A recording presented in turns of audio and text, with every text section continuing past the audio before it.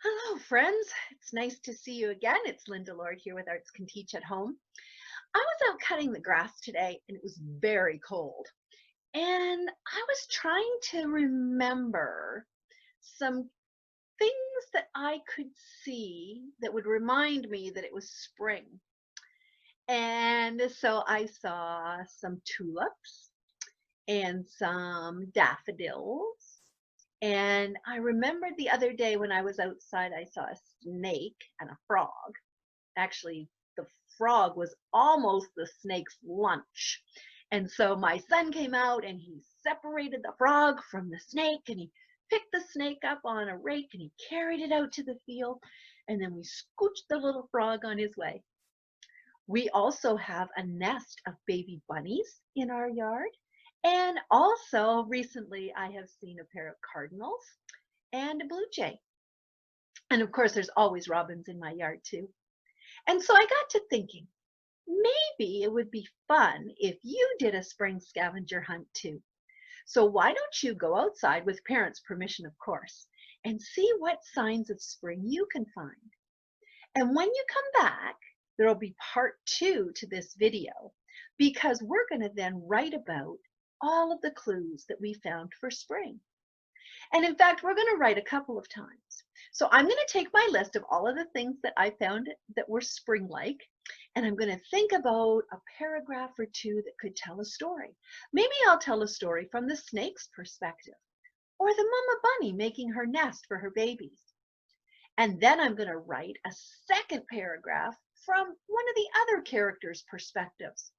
So I might write a story from the frog's perspective, before he was going to be the snake's lunch, during part of the time he was the snake's lunch, and then after he was rescued by my son and he didn't need to be the snake's lunch. So you run around, find some signs of spring, make a list of them, and then come on back and we'll write a paragraph together.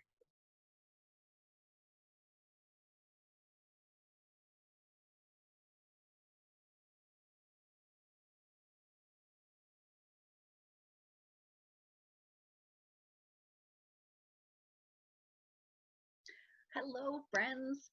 Now, I told you I would be back when I got my writing done. So I had made my list of the things that helped remind me that it was spring outside, even though it was super cold yesterday. And so this is the first writing that I did based on my list.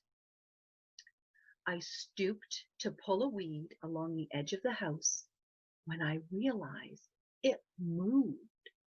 It slithered, actually, and I shrieked. My son and daughter came running. They thought I must have been in trouble.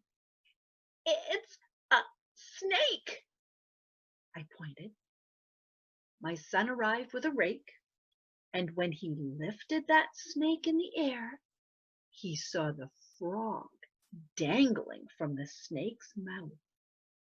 My son reached down and pulled the frog out of the snake's mouth and set it very gently on the ground.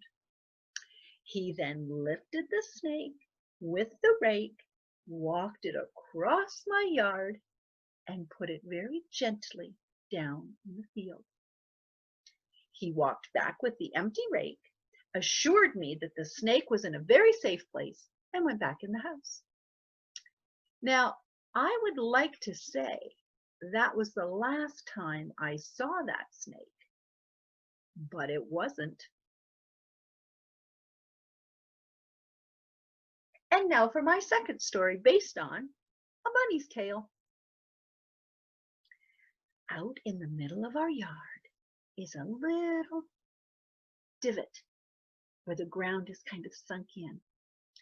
And a mother rabbit has come along and pulled out some of her fur and created a nest in this little hole in the ground.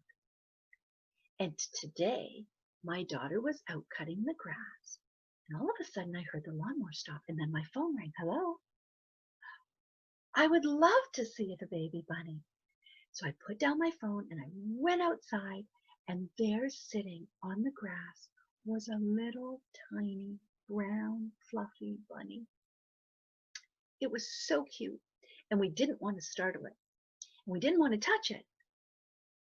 Then, out of nowhere, these two hawks started circling above the bunny. Oh no, we couldn't just leave the little bunny in the ground. So we called my son, and my son gave my daughter instructions, and I put on some gloves, and I put some grass and some dirt inside my palms, and then I went underneath the little bunny, and I scooped him up, and I picked him up, and I laid him very gently back in his nest. Well, as soon as I set him down, he looked around, and he went hopping into the ditch, down in the long grass and underneath some of the trees, so that even if those hawks were still swirling and could still see him, they would have no way of getting down to that baby bunny. The end. So those are my two stories based on my list of things that I found that reminded me that it really was spring, even though it was cold out. I hope that you were able to generate a list of things that you saw in your community and in your neighborhood that reminded you that even though it was pretty cold out the last couple of days, it's spring and we're going to be able to get outside in the sunshine very soon and enjoy ourselves. Thank you so much for playing this game with me of writing stories based on our list of things from spring. And stay tuned, there's going to be more Arts Can Teach at Home coming your way.